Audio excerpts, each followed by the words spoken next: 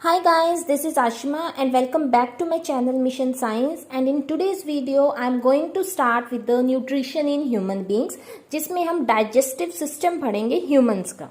तो let's start with the nutrition in human beings. देखो last video में हमने डिस्कस किया था that how nutrition takes place in a unicellular organisms. उसमें हमने अमीबा एंड पैरामीशियम को डिस्कस किया था। तो जो आज की वीडियो है इसमें मैं आपके साथ मल्टी सेलुलर ऑर्गेनिजम्स के बारे में डिस्कस करूंगी। मतलब ह्यूमन बींग्स में न्यूट्रिशन कैसे होता है, डाइजेशन का प्रोसेस कैसे होता है, और इसको हम क्या बोलते हैं, डाइजेस्टिव सिस्टम बोलते हैं। ठीक है, ये चीज ध्यान रखनी है। ये क्या है हमारे पास, digestive system in human beings है। हमने मोर अबाउट 4 सिस्टम्स पढ़ने हैं, digestive system, then respiratory system, human circulatory system, lymphatic system and excretory system. ध्यान रखने हैं कि कौन सा सिस्टम आपसे एग्जाम में पूछा गया है और उनके ऑर्गन्स कौन कौन से हैं। ठीक है, ऑर्गन्स को मिक्सअप मत कर देना। तो जो आपका डाइजेस्टिव सिस्टम है इसमें हमारे पास there are in total 5 organs, mouth, oesophagus, stomach, small intestine and large intestine. अब इसके अंदर जो हमारे पास माउथ है ये तो आपका इंजेशन में हेल्प करता है। ठीक है, जो फर्स्ट आपका प्रोसेस है इंजेशन में इंक्लूडेड है। Then oesophagus, stomach and small intestine, ये तीनों हम डाइजेशन के प्रोसेस में पढ़ेंगे। स्मॉल इंटेस्टाइन को ही हमने एब्जॉर्प्शन में भी पढ़ना है। एसिमिलेशन में तो सिर्फ एनर्जी के फॉर्म में यूटिलाइजेशन होगी, so there is no organ include in assimilation part. और लार्ज इंटेस्टाइन हमारे पास इजेशन में आएगा।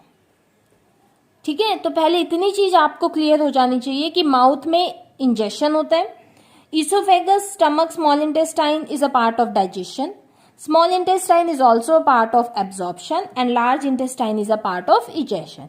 ये फॉलोइंग 5 ऑर्गन्स होते हैं डाइजेस्टिव सिस्टम में। अब देखो हम ग्लैंड्स की बात करते हैं। There are 3 glands in digestive system.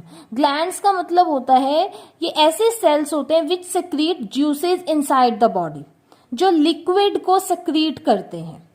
Salivary gland, liver and pancreas, ये तीनों ही ग्लैंड्स हमने पढ़ने हैं डाइजेशन के पार्ट में। तो अब आपको यहाँ पर दिख गया होगा कि डाइजेशन में 3 ऑर्गन्स एंड 3 ग्लैंड्स इंक्लूडेड है। दैट्स वाई डाइजेशन का पार्ट इसमें क्वाइट लॉन्ग है और उसी में से मेनली क्वेश्चंस पुट अप किए जाते हैं। तो देखो चलो स्टार्ट करते हैं हम। अब इंजेशन तो मैं आपको बता चुकी हूं कि इंजेशन क्या होती है, माउथ की हेल्प से होती है। मतलब कि क्या है इसका, कि हम जो फूड का इंटेक करते हैं वो कैसे करते हैं, माउथ की हेल्प से करते हैं। After that second is digestion.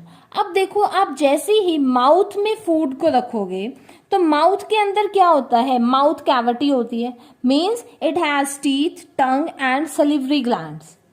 अब टीथ का आपको फंक्शन पता है, टीथ क्या करता है, cut, chew and grind the food into smaller molecules. यही फंक्शन होता है टीथ का।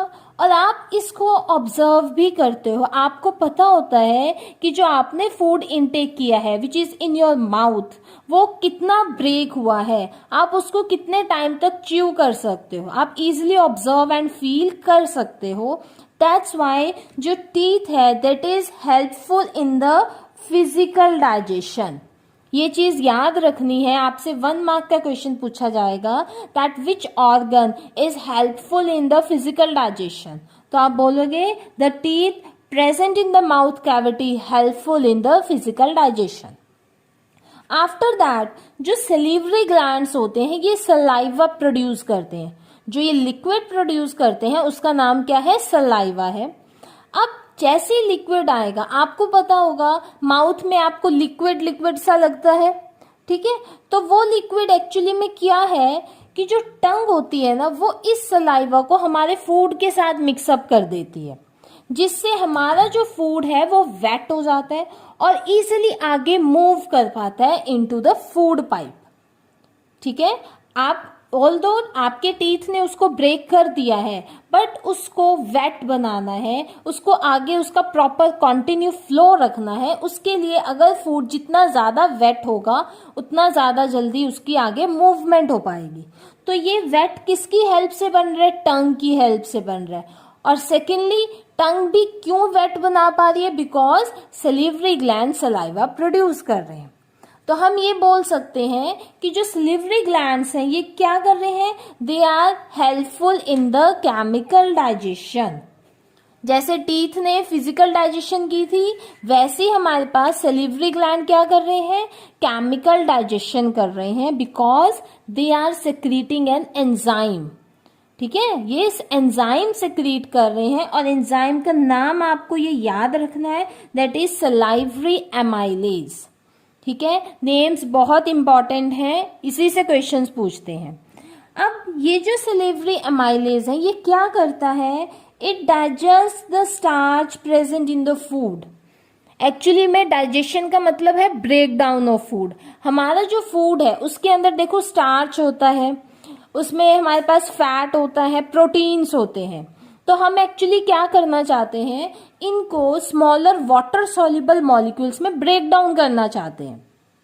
ठीक है, तो याद रखोगे आप कि जो हमारे पास स्टार्च की ब्रेक डाउन है वो स्टार्ट कहाँ हो जाती है? हमारे माउथ में ही हो जाती है। जस्ट स्टार्ट हुआ है, अभी कंप्लीट डाइजेशन नहीं हुई है, ये चीज का याद रखना है। ठीक है, जितने भी आपके पास ये कार्बोहाइड्रेट्स हैं इनकी कंप्लीट डाइजेशन स्मॉल इंटेस्टाइन में होती है। ये पार्शियल डाइजेशन है, या फिर आप कह सकते हो डाइजेशन जस्ट स्टार्ट हियर। तो आपसे अगर पूछते हैं where the starch digestion starts in the human digestive system, then answer will be mouth, कि माउथ में ही डाइजेशन स्टार्ट हो जाती है with the help of salivary amylase. तभी हम अगर कुछ भी अब माउथ में हम रखते हैं, फॉर एग्जांपल हमने ब्रेड स्लाइस रखा है, तो वो क्या लगता है हमें कुछ टाइम के लिए, फ्यू सेकंड्स के लिए वो हमें शुगरी सा लगता है। वो इसीलिए लगता है क्योंकि उसमें जो स्टार्च है that convert into a sugar, इसलिए वो लिटिल बिट हमें कैसा लगता है? शुगरी लगता है। ठीक है, क्लियर हो गया है कि डाइजेशन में हमारे पास अभी माउथ में पार्शियल डाइजेशन किसकी हो गई है? स्टार्च की हो गई है। अब क्या है कि ये जो हमारा स्लाइटली डाइजेस्टेड फूड है, अब ये कहाँ पर जाएगा? फूड पाइप में जाएगा। कि ये जो स्लाइटली डाइजेस्टेड फूड है, now it will goes into the food pipe, जिसको हम बोलते हैं ईसोफेगस। अब देखो फूड पाइप में कैसे जाएगा? फूड पाइप में जो वॉल्स होती हैं फूड पाइप की, उसमें मसल्स होते हैं। वो मसल्स क्या होते हैं? रैपिडली कॉन्ट्रैक्ट एंड एक्सपैंड होते हैं।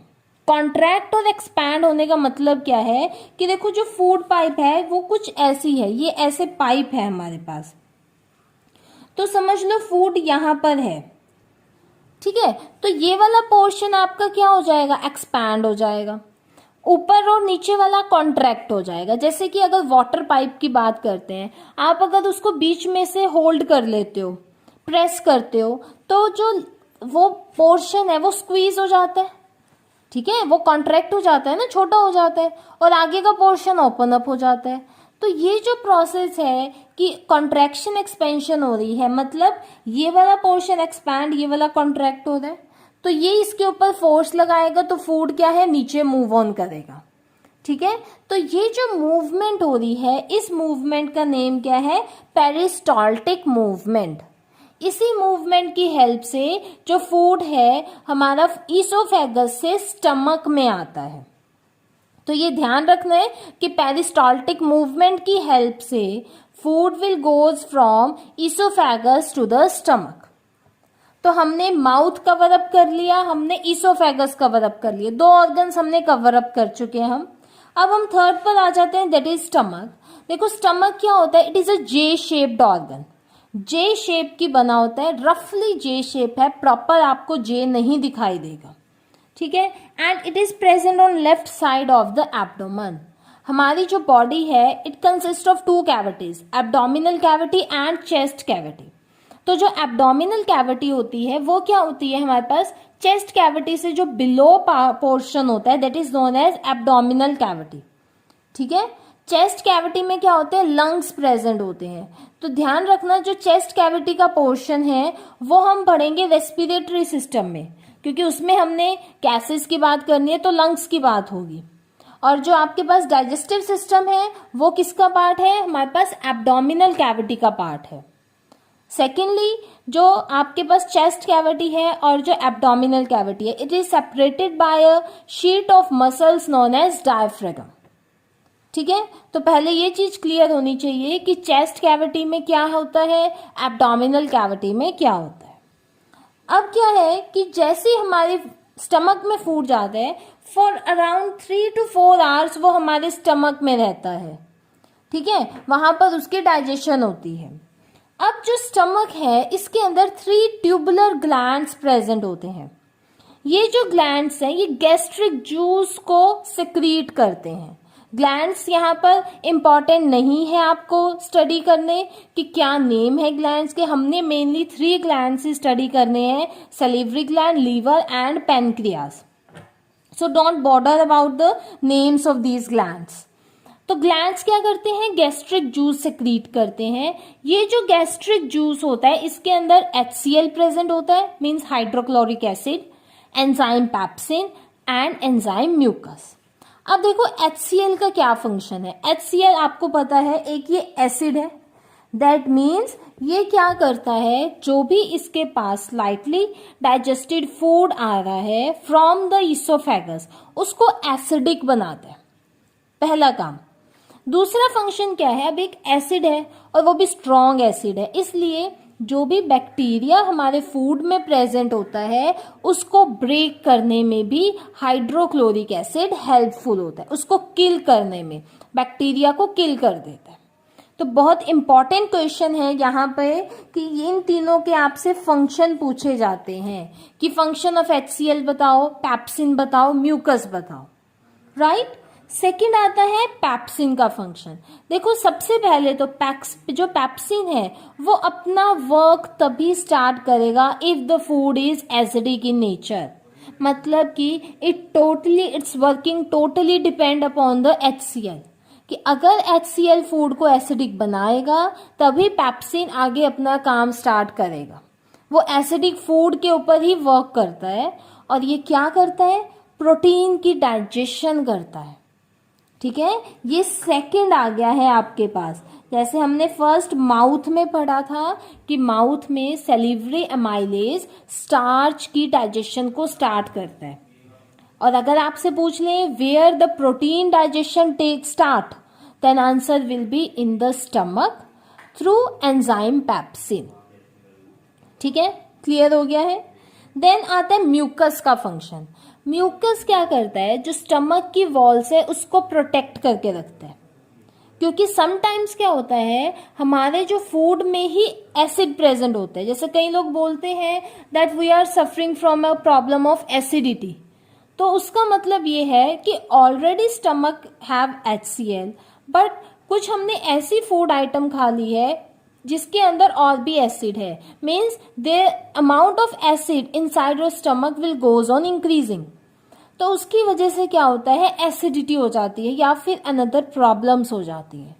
तो जो म्यूकस है वो क्या करता है, हमारे स्टमक को प्रोटेक्ट करके रखता है।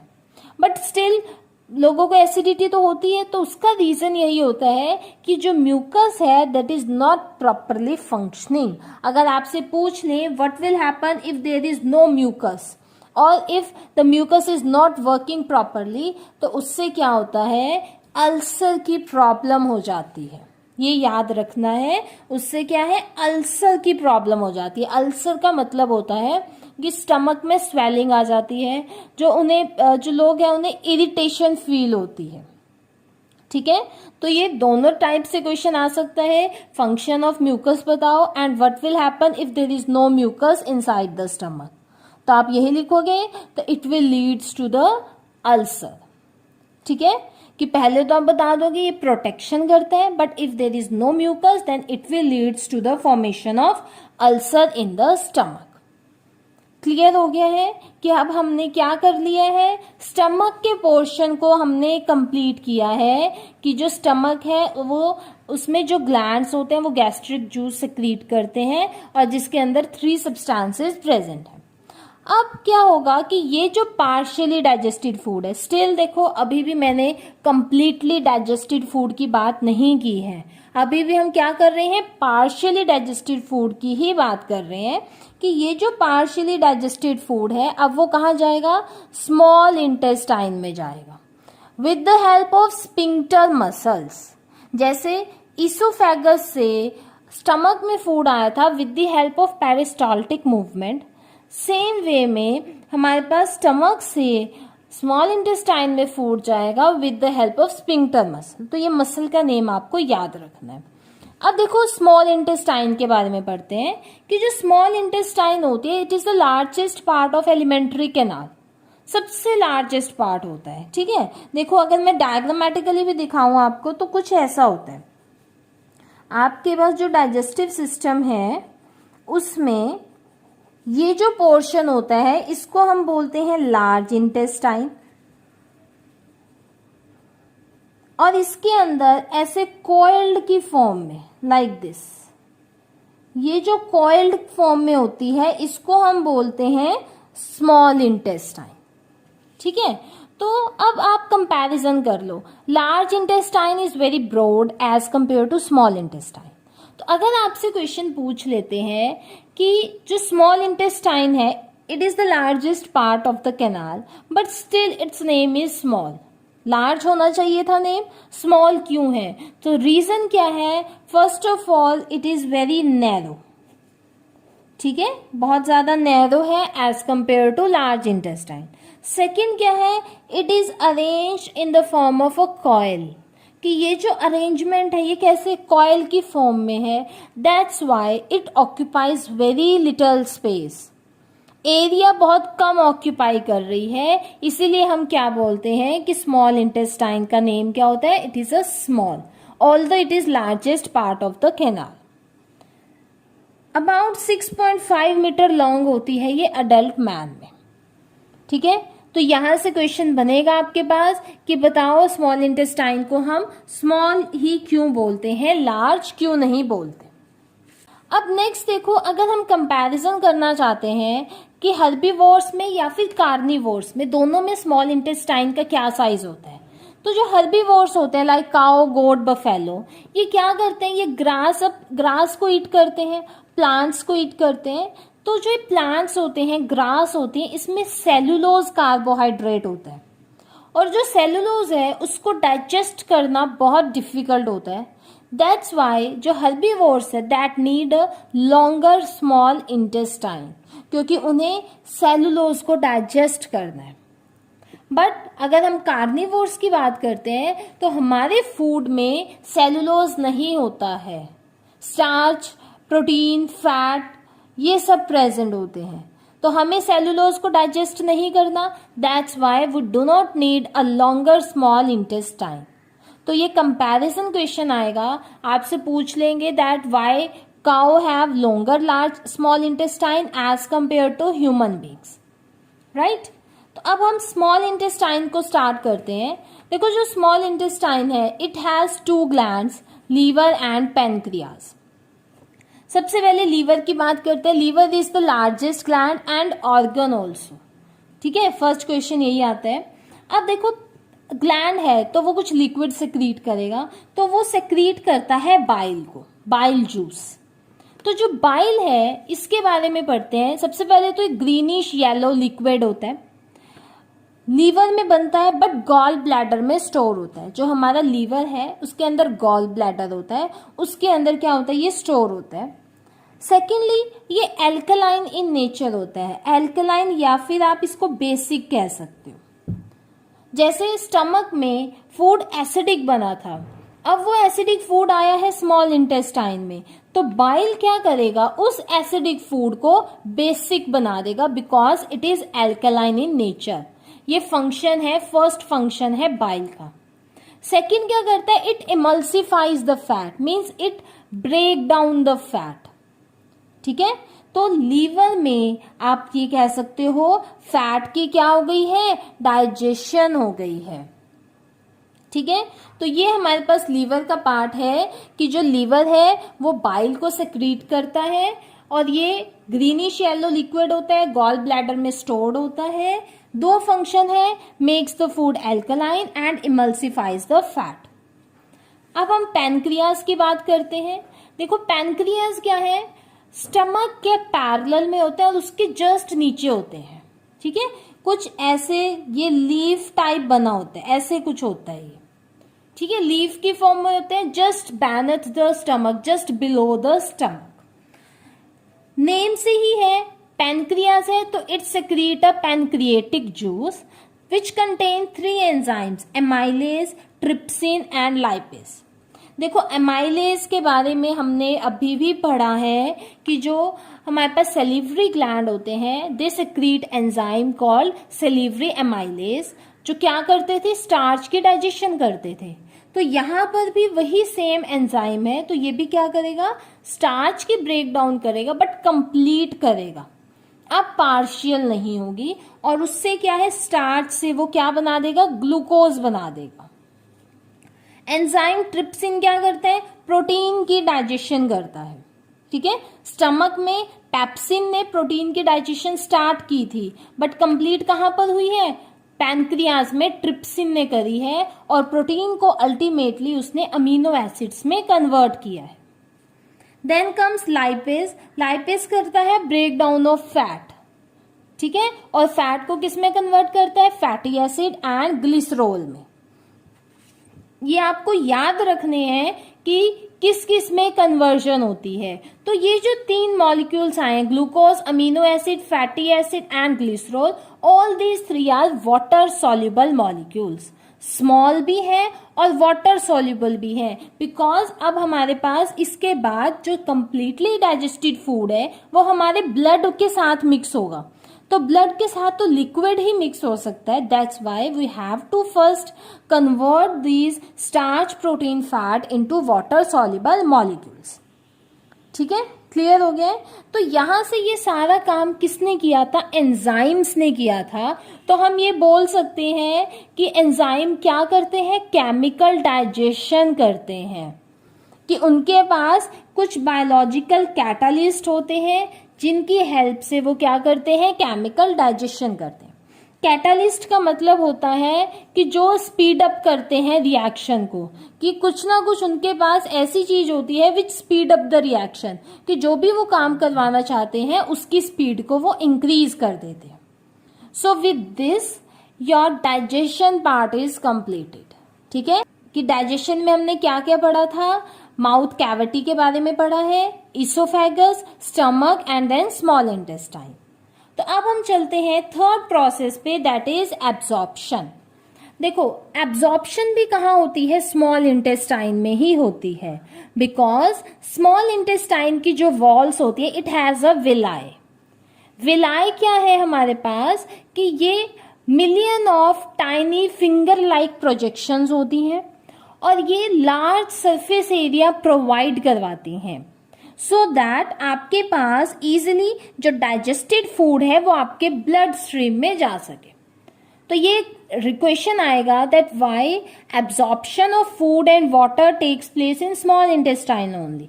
तो answer will be because the inner surface of the small intestine has a finger-like tiny projections called villi, and it provides large surface area for easy absorption of food and water. ठीक है, clear हो गया, absorption हो गया हमारे पास। Now fourth one is assimilation, कि अब जो आपके पास फूड है अब उसको यूज करेंगे फॉर ऑब्टेनिंग द एनर्जी।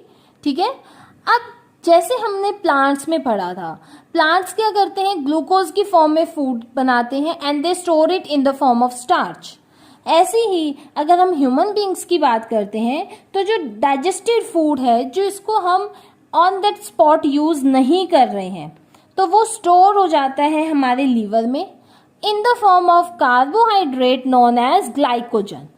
ये याद रखना है आपने कि जो डाइजेस्टेड फूड है उसको लीवर में स्टोर किया जाता है ग्लाइकोजन की फॉर्म में।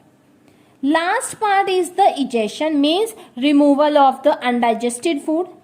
अब ये जो अनडाइजेस्टेड फूड है ये किस में चला जाएगा, लार्ज इंटेस्टाइन में जाएगा। ठीक है, लार्ज इंटेस्टाइन में इसीलिए जाता है क्योंकि अनडाइजेस्टेड फूड क्या है, स्मॉलर मॉलिक्यूल्स में ब्रेक डाउन नहीं हुआ है, तो उसको मोर सरफेस एरिया चाहिए कलेक्ट होने के लिए। दैट्स वाई जो लार्ज इंटेस्टाइन ब्रॉड इतनी होती है कि वो इजिली उस सॉलिड फूड को कलेक्ट कर लेती है। अब जो लार्ज इंटेस्टाइन है इसकी भी वॉल्स में विलाई होता है। विलाई क्या करता है कि जो अनडाइजेस्टेड फूड है उसमें जो भी वाटर है उसको एब्जॉर्ब कर लेता है and make it a solid form. जो फूड है उसको कंप्लीटली सॉलिड बना देते हैं। और लास्ट पार्ट क्या आता है, लार्ज इंटेस्टाइन के बाद आपके पास रेक्टम होता है, जहां पर undigested food which is in a solid form store for some time and ultimately through anus वो हमारी बॉडी से रिमूव हो जाता है। ठीक है, so in this way the digestion in human beings takes place, या फिर the nutrition in human beings takes place. ठीक है, क्लियर हो गया है। So with this the first life process that is nutrition is completed. In next video, I am going to start with the second life process, that is respiration. Thank you so much guys for watching my video. If you like my video, please subscribe my channel and press the bell icon, and also do like, share and comment on my video.